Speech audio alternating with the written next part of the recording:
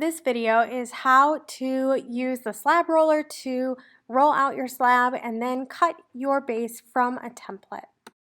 For this part of the project, you're going to need a board and you're going to have to figure out what size board you need. There's large and small. You're going to need to line up your template with the size board you need. So this one is too small, but this one is just right. The board is going to help you safely transport your stuff all the way from your locker over to your desk every single day, and it's also going to keep your tile flat. To keep your clay from sticking, your board needs to be covered with plastic, whether that's a Ziploc bag or some sort of plastic bag. Before you do anything with the slab roller, you need to wedge your clay. You need a good amount of clay. You don't want to have to roll this out again. So you're going to take a lot more clay than you think you need. You're going to give it a quick wedge on the wedging table before you take it to the slab roller. When you get to the slab roller, the first thing you need to do is check the height of the slab roller. For each project we do, there's going to be a piece of tape on the slab roller marking where the arrow should be. In this case, you should check and make sure that the tip of the arrow is at the top of the tape when you are looking at it at a level height. The black knob on top of the slab roller will control how high and how low your roller is. To roll your slab, you need your tray that has plastic on it. You need your template to make sure that your clay is wide enough, and then you also need your large clay. When you go to see if your clay is wide enough, you need to look at the sides of your template and you need to hit down your clay. Remember that it can't take a huge ball of clay. It needs to be in sort of a hockey puck or hamburger shape.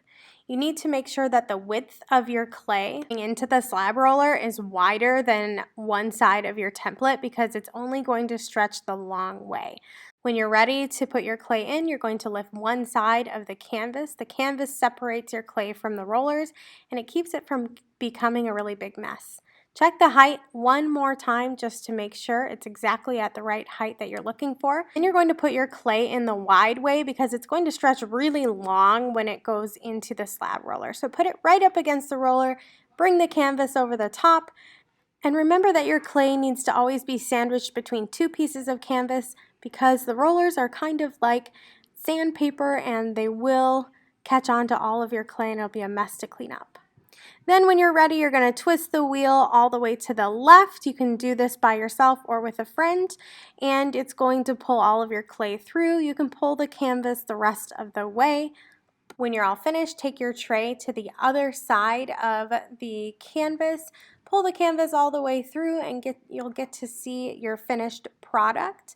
Check it and make sure that your template fits, and then you need to transport it. Now, clay has memory, so it remembers every time you fold it and make it all bumpy and mess it up. So you need to try to transport it as flatly as possible. So you're going to really quickly pick it up and get it as flat as you can back on your board before you take it back to your table.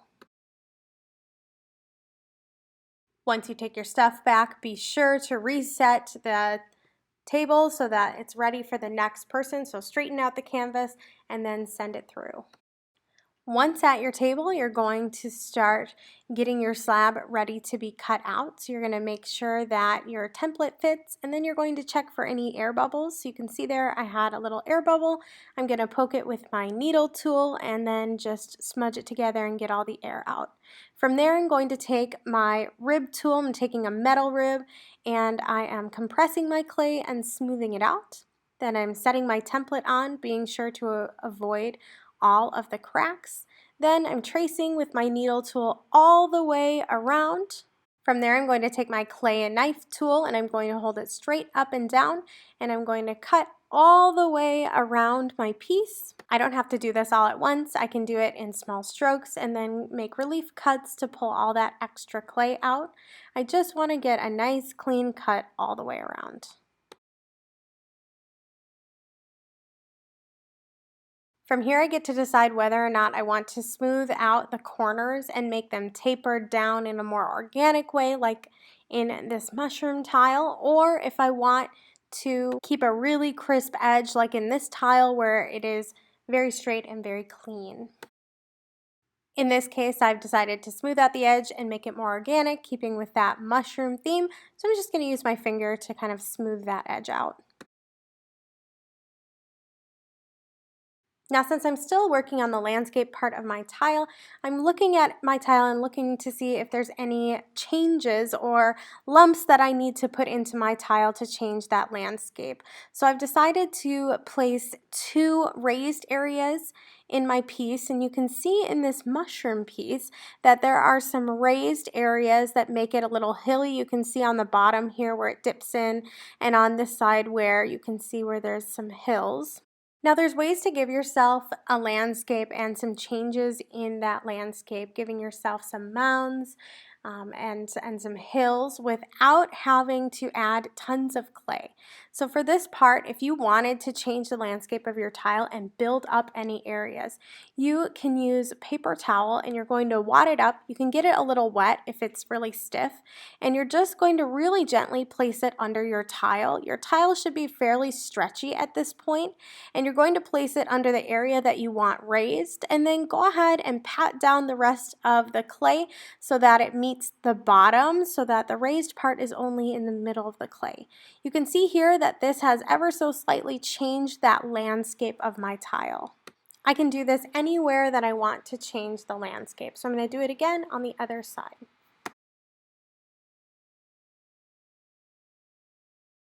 When you're all finished with your tile for the day, you can spray it with water, and then you're going to cover the whole thing with a bag. You can get that from the drawers in the wedging table. Make sure the whole thing is covered, and then wrap the bag underneath your tray and set it on your shelf.